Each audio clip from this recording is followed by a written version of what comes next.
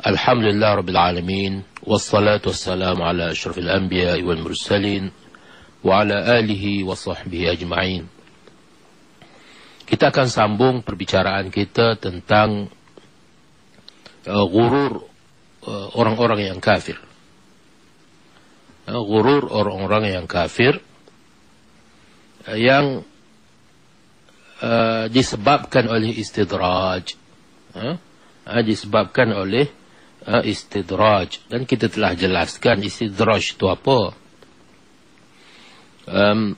Yaitu mereka yang salah sangka terhadap Allah Azza wa Jal dengan sebab nikmat yang mereka terima, dengan sebab kesenangan yang mereka terima, maka mereka menyangka itu adalah petanda kasih sayang Allah, keredaan Allah kepada mereka. Maka disitulah kesilapan mereka. Kerana salah sangka itu, maka mereka telah dibuai oleh kesalahan-kesalahan yang mereka lakukan. Maksiat dan juga penderhakaan yang mereka lakukan, mereka tak berhentilah. Dengan sebab mereka menyangka nikmat itu adalah petanda kasih sayang Allah Azza wa Jalla, petanda kemuliaan Allah terhadap mereka. Dan mereka berkata kepada orang-orang beriman, kalau sekiranya ada balasan baik di akhirat, maka kamilah yang akan dapat, bukan kamu. Maka ini semua adalah merupakan istidraj. Jadi kita telah menyebut dalam perbincangan kita yang lepas beberapa amaran Allah Azza wa Jal terhadap mereka yang terpedaya dengan istidraj ini. Mereka yang tidak sedar bahawasanya mereka, nikmat yang mereka terima itu adalah merupakan istidraj. Nikmat yang mereka terima itu bukan petanda kemuliaan. Bahkan bagi orang-orang yang memiliki pandangan batin, nikmat itu adalah merupakan malapetaka. Nikmat itu adalah merupakan hukuman yang didahulukan kepada mereka. Justru orang-orang yang saleh, orang-orang yang memiliki pandangan batin takut kepada nikmat. Kerana nikmat itu adalah dugaan yang lebih berat, yang lebih sukar, yang sering mempedayakan manusia, berbanding dengan kesusahan, kemiskinan, yang bagi mereka lebih senang untuk mereka hadapi. Baik. Firman Allah Subhanahu wa ta'ala, وَلَا تَحْسَبَنَّ اللَّهَ غَافِلًا عَمَّا يَعْمَلُ الظَّالِمُونَ إِنَّمَا يُؤَخِّرُهُمْ لِيَوْمٍ تَشْخَصُ فِيهِ الْأَبْصَارِ. Surah Ibrahim ayat 42. Dan janganlah engkau, wahai Muhammad, menyangka Allah Azza wa Jalla lalai terhadap apa yang dilakukan oleh orang-orang yang zalim. Sesungguhnya dia hanya melambatkan balasan mereka sehingga ke suatu hari yang padanya terbeliak kaku pemandangan mereka kerana gerun gementar melihat keadaan yang berlaku. Jadi ini adalah merupakan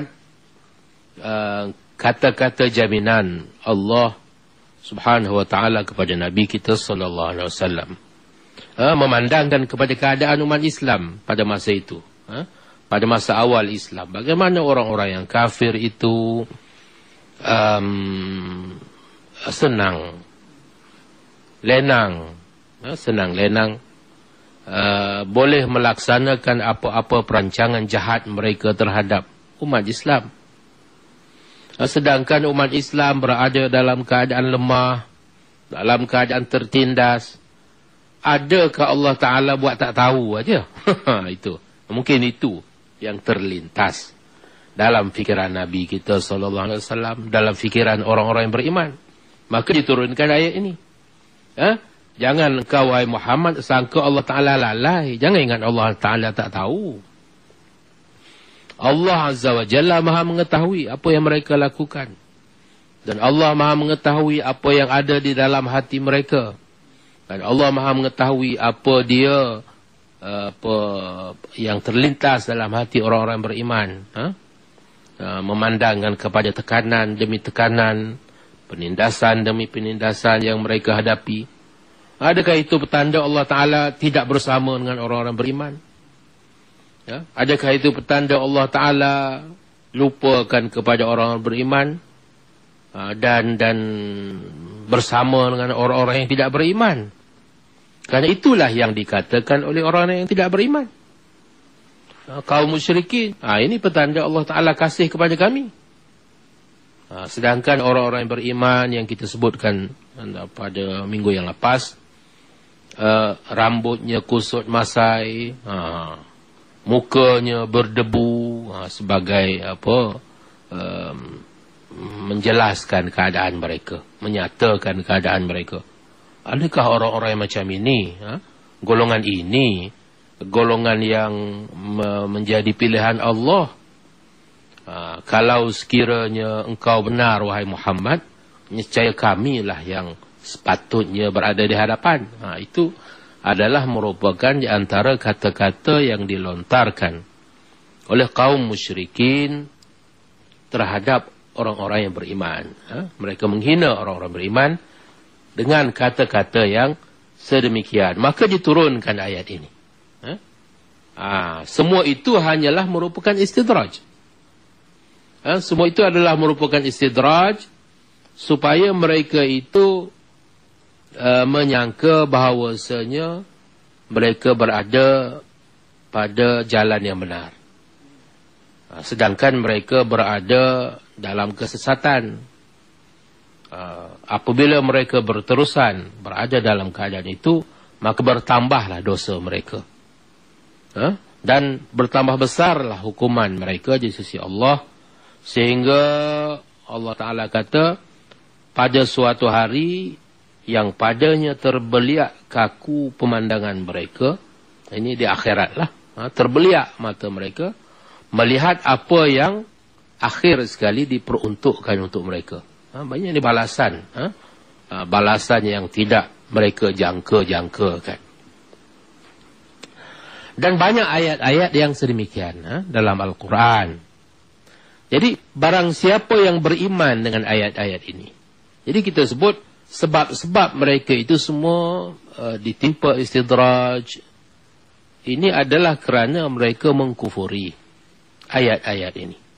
Maka kita nyatakan ayat-ayat yang menjelaskan tentang hakikat sebenar keadaan mereka itu. Jadi kalau sekiranya, kata Imam Ghazali rahimahullah, mereka beriman dengan ayat-ayat ini, mengambil ayat-ayat ini sebagai penjelasan, sebagai kebenaran, sebagai petunjuk, barulah orang itu terlepas daripada ghurur yang sebegini, ghurur jenis ini. Kerana punca ghurur ini adalah kejahilan tentang Allah dan sifat-sifatnya. Bila tidak kenal Allah, bila tidak kenal sifat-sifat Allah, maka seorang itu mudah terpedaya dengan perbuatan Allah. Sememangnya nikmat itu adalah daripada perbuatan Allah. Tetapi apabila nikmat itu ditafsirkan sebagai tanda kasih sayang Allah, sehingga seseorang itu lupa bahawasanya Allah itu juga maha pembalas. Allah Ta'ala itu sememangnya pengasih dan juga penyayang. Allah Ta'ala maha pemberi rezeki. Tetapi kita jangan lupa juga sifat yang lagi satu. Sifat jalal Allah itu. Itu dia juga syadidul iqab. Yang sangat keras apabila menjatuhkan hukuman. Jadi agar kedua-dua sifat itu kita nampak, Jangan kita nampak hanya satu sahaja. Kita mengharapkan hanya sifat jamal, sifat Allah yang indah, yang lemah lembut itu. Kita mengharapkan yang itu, sehingga kita lupa dan kita tidak takut terhadap sifatnya yang jalal itu. Sifat Allah yang tegas, yang keras, yang menghukum. Itu juga merupakan sifat-sifat Allah yang tidak seharusnya kita abaikan, kecuali mereka yang jahil. Barang siapa yang mengenali Allah, dia tidak akan merasa aman dari perancangannya dan tidak akan tertipu dengan khayalan seumpama ini yang merosakkan. Jadi ini semua adalah merupakan khayalan. Kerana Allah Ta'ala menyebut dia juga ada perancangan. Maka kita jangan lupa apakah perancangan Allah. Apabila kita mendapat suatu nikmat yang begitu banyak, maka seharusnya datang rasa takut. Seperti yang kita sebut pada minggu yang lepas, bagaimana orang-orang yang memiliki pandangan batin merasa takut apakah perancangan Allah di sebalik ini. Adakah itu petanda bahawasanya Allah Ta'ala nak suruh kita terima nikmat itu kesemuanya dalam dunia, kerana tiada lagi nikmat untuk kita di akhirat? Jika demikian, wal'iyadzubillah. Jadi dengan sebab itu, maka orang-orang yang memiliki pandangan batin sentiasa bermuhasabah apabila dikurniakan dengan nikmat. Sentiasa mereka itu bermuhasabah. Dia melihat kepada Firaun, Haman, Qarun dan kepada raja-raja dunia dan apa yang telah terjadi kepada mereka. Sebagaimana Allah mengurniakan kebaikan kepada mereka pada mulanya, kemudian membinasakan mereka sehancur-hancurnya. Jadi kisah Firaun, Haman dan lain-lain lagi, itu disebut dalam Al-Quran sebagai pengajaran kepada kita. Kerana mereka ini adalah contoh dalam sejarah. Mereka yang mencapai kemuncak kemuliaan. Mereka yang mencapai kemuncak kekayaan, kemuncak kekuasaan, keduniaan. Mereka mencapai kemuncaknya. Sehingga kisah mereka disebut dalam Al-Quran. Tapi kita tengok apa kesudahan yang berlaku kepada mereka itu. Apa kesudahan mereka. Maka daripada kisah itu, sepatutnya memberi pengajaran kepada kita. Adakah kita telah mencapai apa yang dicapai oleh Firaun? Rasanya tidak. Dari segi keduniaan. Adakah kita sudah mencapai apa yang dicapai oleh Haman, Qarun, dari segi kedudukan mereka dalam dunia? Tidak. Mereka lebih tinggi daripada kita. Tapi dalam keadaan sedemikian pun kita sudah lupa kepada Allah. Bagaimana keadaannya kalau kita mencapai kedudukan mereka itu? Mungkin kita juga lebih teruk lagi daripada Fir'aun, Qarun dan juga Haman. Maka itulah tujuan kisah mereka itu disebut dalam Al-Quran. Firman Allah Azza wa Jal, hal tuhissu minhum min ahadin. Engkau tidak menyedari ataupun mendengar suara yang sayup bagi seseorang pun dari orang-orang yang telah dibinasakan itu. Tak terdengar suara pun. Maka mereka, dengan sebab mereka itu telah dibinasakan sebinasa-binasanya. Diam terus. Berbandingkan dengan keadaan mereka semasa mereka hidup. Sesungguhnya Allah telah memberi amaran tentang tipu helah dan istidrajnya dalam firman-Nya, fala ya'manu makrallahi illa al-qaumul khasirun. Kerana sebenarnya tidak ada yang merasa aman dari rancangan buruk ataupun makar Makrullah, Quran sebut makrullah. Maknanya rancangan buruk, yakni balasan azab yang diatur oleh Allah Azza wa Jalla. Melainkan orang-orang yang rugi. Jadi orang yang rugi ni, orang yang rugi inilah yang merasa aman. Aman maknanya dia tak perasan. Dia tak pernah fikir. Dia rasa senang hati. Dia rasa relax aja. Itu maksudnya orang-orang yang merasa aman. Fala ya'manu makrullah. Tidak akan merasa aman terhadap makrullah, rancangan buruk Allah, melainkan orang-orang yang rugi, yakni orang yang rugi di akhirat. Dia hanya untung di dunia. Jadi orang yang hanya untung di dunia, rugi di akhirat, ini sebenarnya orang yang paling rugi. Kerana keuntungan di dunia itu tak boleh nak dibandingkan dengan akhirat. Hanya orang-orang yang bodoh saja sanggup menukar gantikan dunia dengan akhirat. Maka dengan sebab itu, orang yang bijaksana berkata, ad-dunya aqallu minal qalil. Dunia itu lebih sedikit daripada sedikit. Apa yang paling sedikit? Dunia itu lebih sedikit. Ad-dunya aqallu minal qalil wa 'ashiquha adzallu minadz dzalil. Dengan sebab itu, orang-orang yang mencintai dunia, orang-orang yang asyik dengan dunia, lebih hina daripada orang yang paling hina. Hina dalam arti kata, dia menukarkan yang banyak, yang berganda-ganda, yang tidak berbanding, terbanding banyaknya itu, tukar dengan benda yang sedikit, benda yang tidak bernilai. Maka pastilah orang itu seorang yang hina, seorang yang bodoh, seorang yang tidak tahu menilai.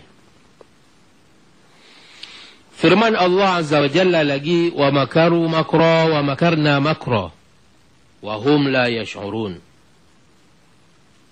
Dan dengan demikian mereka telah merancangkan rancangan jahat, dan kami pula rancangkan balasannya dengan seburuk-buruk balasan, sedangkan mereka tidak menyedarinya.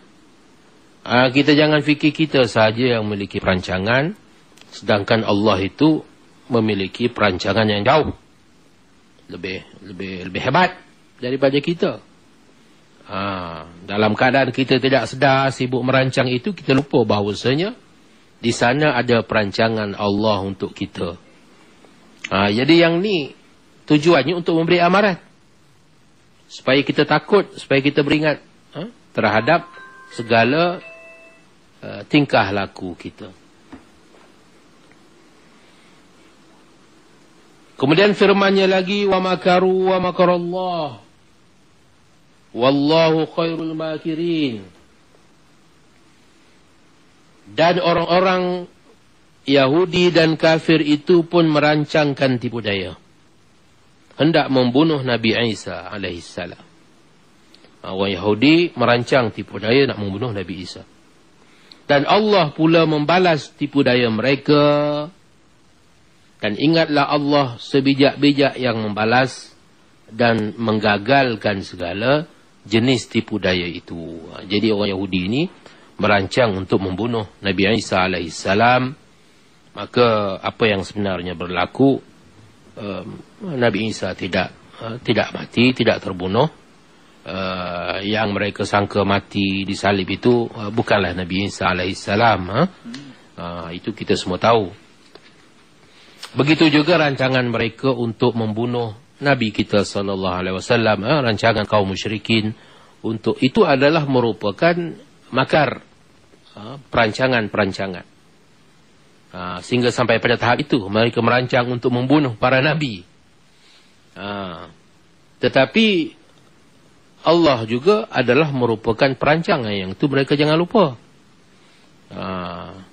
Dan apabila Allah juga merancang, pastilah perancangan Allah itulah yang akan mengatasi perancangan mereka. Dan satu lagi, sebelum kita berhenti rehat, firman Allah Azza wa Jalla, innahum yakiduna kaida wa akidu kaida famahilil kafirina amhilhum ruwaida.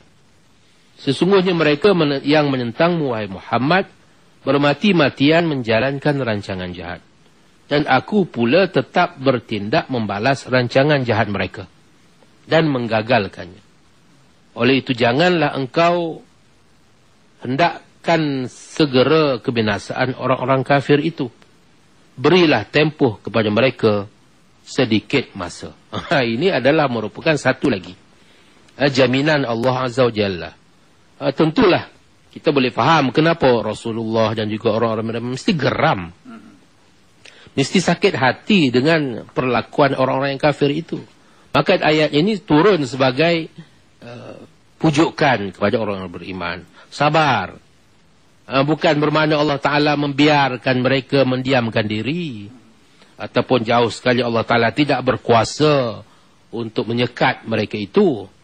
Akan tetapi itu semua adalah merupakan istidraj daripada Allah Azza wa Jalla. Beri mereka sedikit masa lagi, biarkan dahulu. Kelak nanti mereka akan menerima balasan yang seburuk-buruknya. Sama ada di dunia, Allah Ta'ala boleh saja untuk menghukum mereka di dunia. Bahkan lebih-lebih lagi, balasan buruk yang mereka akan terima di akhirat kelak. Okay. Jadi apa kesimpulan yang kita dapat daripada ayat-ayat yang kita bacakan tadi? Jadi kesimpulannya, tidak harus bagi seseorang hamba itu membuat kesimpulan yang salah. Ini kesimpulan kita. Tidak seharusnya seseorang hamba itu membuat kesimpulan yang salah. Bahawasanya pengabaian tuannya itu membolehkannya mengecapi segala nikmat adalah tanda kasih sayang Tuhan kepadanya. Saya harap para pendengar sekalian masih ingat lagi perbandingan yang diberikan oleh Imam Ghazali rahimahullah. Saya ingat dalam 2 siri yang lepas.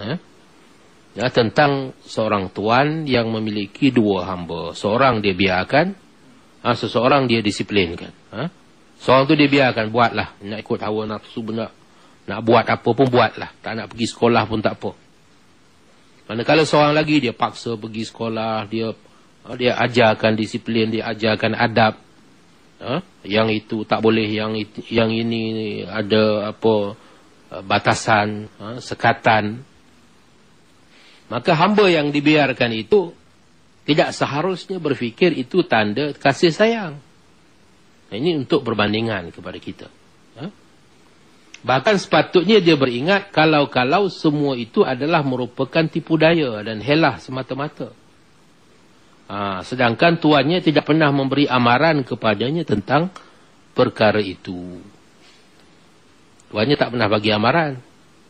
Tuannya hanya biarkan dia. Maka demikian juga bila kita bercakap tentang tuan kita yang Maha Agung, yakni Allah Azza wa Jal. Lebih patut lagi kalau kita turut berfikir dengan cara yang sama. Sedangkan Allah Azza wa Jalla sememangnya telah memberi amaran. Dalam ayat yang kita baca sebelum ini. Dia dah beri amaran. Memangnya dia pun ada makar. Allah Ta'ala juga memiliki perancangan. Ada plan. Jangan kita lupa itu. Dia telah beri amaran tentang istidraj dia. Jadi barang siapa yang tak mengambil peduli terhadap amaran itu, maka itulah punca dia terpedaya. Kita jangan lupa tentang amaran itu. Allah Ta'ala dah beri amaran. Maka orang yang mengabaikan amaran itu, dia telah terpedaya, dia telah terjerumus dalam lembah ghurur. Puncanya kerana dia mengambil kesimpulan. Dia membuat kesimpulan bahawasanya nikmat dunia itu adalah petunjuk bahawa dirinya mulia di sisi pemberi nikmat, yakni Allah Azza wa Jalla. Bila dapat nikmat, maka itu petanda dia mulia. Panggil habis satu kampung, buat kenduri kesyukuran, kononnya ini nak menunjukkan kemuliaan dirinya di sisi Allah. Dia mulia. Jangan terpedaya. Kerana ada petanda, ada kemungkinan bahawasanya yang demikian itu adalah petanda kehinaan. Nikmat itu petanda kehinaan. Walau bagaimanapun, petanda itu tidak dipersetujui oleh hawa nafsu. Hawa nafsu kita lebih cenderung untuk mengatakan, nikmat ini petanda Allah Ta'ala suka kepada kita. Itu kehendak hawa nafsu. Maka pada masa itulah syaitan mengambil kesempatan. Syaitan mengambil kesempatan melalui hawa nafsu kita, memujuk hati agar menerima kecenderungan syaitan, iaitu bahawa kemuliaan tadi, bahawasanya nikmat yang diterima itu adalah merupakan petanda kemuliaan. Yang tu syaitan nak supaya kita bersetuju dengan itu. Kerana nafsu kita pun ke arah itu. Maka barang siapa yang tunduk kepada godaan syaitan itu, maka dia akan menyangka sedemikian. Maka hiduplah dia dalam keadaan salah sangka itu. Pada masa yang sama berterusanlah dia melakukan maksiat dan penjarakaan kepada Allah. Maka inilah sebenarnya ghurur. Jadi kita dah sebut contoh yang pertama, ghurur orang-orang yang tidak beriman. Ghurur orang-orang yang tidak beriman. Dengan sebab mereka tidak beriman, yakni mereka tidak kenal Allah, mereka salah faham tentang Allah, maka mereka telah terpedaya tentang perkara-perkara ini. Jadi kita nak sebut pula contoh ghurur orang-orang yang beriman. Jangan kita sangka ghurur ini hanya terhad kepada orang-orang yang tidak beriman. Orang yang beriman pun ghurur juga. Jadi ghurur pembuat maksiat dari kalangan orang-orang yang beriman. Dia beriman tetapi perangainya tak elok. Bergelumang dengan maksiat. Jadi bagaimana kita kata dia beriman? Ya, dari segi hukum dia tetap dikira beriman. Jangan kita kata mereka itu kafir dengan sebab mereka melakukan dosa. Mereka masih lagi beriman. Akan tetapi mereka ini telah terpedaya, kita kata. Ghurur, terpedaya. Kerana mereka menyangka sesungguhnya Allah Ta'ala itu Maha Pemurah, Maha Mulia, Maha Pemurah, dan kami mengharapkan kemaafannya. Dia menggunakan istilah harap. Allah Ta'ala itu kan Maha Pengampun. Allah Ta'ala itu kan Maha Penyayang. Allah Ta'ala itu kan Maha Pemurah. Maka kami semua ini mengharapkan keampunannya. Apalah sangat dosa yang kami lakukan itu berbanding dengan sifat Allah Azza wa Jal yang Maha Pengampun, yang Maha Penyayang, yang Maha Pemurah itu. Dan juga tawakal mereka terhadapnya. Dia bergantung, dia harap, dia tawakal. Dan kecuaian mereka dalam mengerjakan amal. Dengan sebab sangkaan itu, dia pun cuai. Amal sikit-sikit aja. Kadang buat, kadang tidak. Dan dijadikan elok pula apa yang sebenarnya angan-angan kosong. Dan ghurur itu dengan menamakannya roja ataupun harap. Jadi dia hidup dalam keadaan angan-angan. Dia berangan-angan terhadap Allah. Dia berangan-angan terhadap dirinya. Dia menyangka dia ni bertawakal. Dia menyangka dirinya itu berharap. Aku ni sebenarnya seorang yang sangat berharap kepada Allah. Ataupun dalam bahasa Arabnya roja. Dia mengamalkan, dia memiliki sifat roja kononnya. Sedangkan apa yang sebenarnya mereka lakukan adalah mencuaikan amal. Jadi dia sangka dia boleh mencuaikan amal. Kemudian dia boleh berangan-angan kosong. Dia angan-angan. Kan Allah Ta'ala tu kata dia begitu. Baik. Allah Ta'ala ni baik. Allah Ta'ala ni pengampun. Jadi dia berangan-angan. Yang sebenarnya angan-angan itu dia sangkakan harap. Dan sangkaan mereka bahawa harap itu adalah maqam yang terpuji dalam agama. Mereka sangka begitu. Memangnya betul. Raja itu adalah merupakan sesuatu yang terpuji. Mengharap pada Allah Azza wa Jal. Dan bahawasanya nikmat Allah itu luas. Dan rahmatnya serba meliputi. Dan kemurahannya untuk semua. Yang ini sangkaan mereka. Maka mereka berkata, apalah sangat maksiat yang dilakukan oleh para hamba dibandingkan dengan lautan rahmatnya. Sedangkan kami semua adalah orang-orang yang bertauhid, lagi beriman. Justru kami berharap kepadanya dengan perantaraan iman. Inilah apa yang terkandung di dalam benak fikiran mereka yang beriman akan tetapi berada dalam keadaan ghurur. Jadi kita akan sambung huraiannya, apa kritikan kita, apa kritikan Imam Ghazali terhadap mereka yang menyimpan pemikiran yang sebegini.